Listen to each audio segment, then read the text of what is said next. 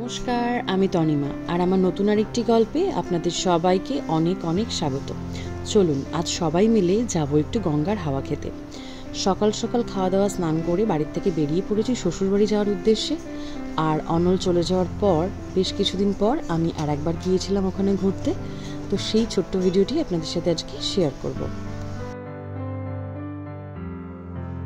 Jessore road, এটা হচ্ছে international highway. যত দূর পর্যন্ত আপনার চোখ যাবে না, পুরো সবুজে সবুজ। বহু যুগ যুগ ধরে এই গাছেরা এই ইন্টারন্যাশনাল এই জাতীয় সড়ক পথকে পাহারা দিয়ে আসছে। রাস্তায় যেতে যেতে অনেক সুন্দর সুন্দর মুহূর্তের অনেক সুন্দর সুন্দর স্মৃতি ক্যামেরায় ধরা পড়ে যায় জানেন। এই যেমন ঠিক এক্ষুনি ইনি রাস্তার মাঝখানে একদম দাঁড়িয়ে রয়েছেন। তো এরকম ছোটো ছোটো মুহূর্তগুলো ক্যামেরাবন্দি করতে পারার পর আপনাদের সাথে শেয়ার করতে পারলে বেশ ভালো লাগে।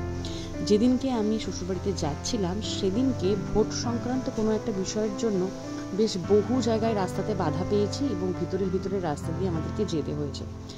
রাস্তায় যেতে যেতে এরকম অসাধারণ একটা বারুইপুরের পেয়ারা, তার সাথে এরকম কাসুন্দি লঙ্কা দিয়ে মাখা, আমি বহু যুগ পরই পেয়ারা মাখা খেলাম আর এটা টেস্টটা মানে অসাধারণ ছিল। একদম কাছাকাছি চলে এসেছি আমার আরেকটি নতুন বাড়ির ঠিকানার। আর এই জায়গাটা হচ্ছে সব থেকে প্রিয় জায়গা। গঙ্গার উপর দিয়ে এই যখন গাড়িটা যায়, এর যে অনুভূতিটা কি অসাধারণ লাগে।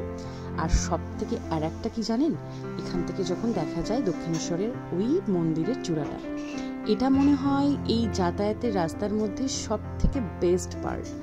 তো আমি আর ঠিক 20 মিনিটের মধ্যেই আমার শ্বশুরবাড়িতে ঢুকে গেছি।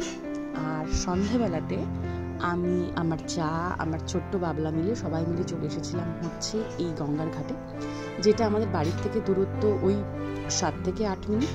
এবং এখানে প্রতিদিন এরকম অসংখ্য মানুষের ভিড় হয়, এখানে প্রচুর মানুষ বসে থাকে। এই জায়গাটার নাম হচ্ছে বারোমন্দির ঘাট। আর ঠিক উল্টো দিকে দেখা যাচ্ছে হচ্ছে সোদপুর। এই জায়গাটার দৃশ্যটা এক কথায় একদম অসাধারণ। আর এখানে এসে বসলে মন প্রাণ সব ঠান্ডা হয়ে যায়। তো এখানে প্রচুর মানুষ তো প্রতিদিন আসে, তা বাদেও এই মন্দিরকে কেন্দ্র করে আরও সুন্দর সুন্দর ছোটোখাটো দোকান, খাবার দোকানও গড়ে উঠেছে। যাই হোক, আজকের মতোই ছোট্ট ব্লগে আপনাদের সবাইকে এখানে ইতি টানছি। এটা আমার বাবলা আর এটা আমার যা, এদের সাথেও আপনাদের পরিচয় হয়ে গেল।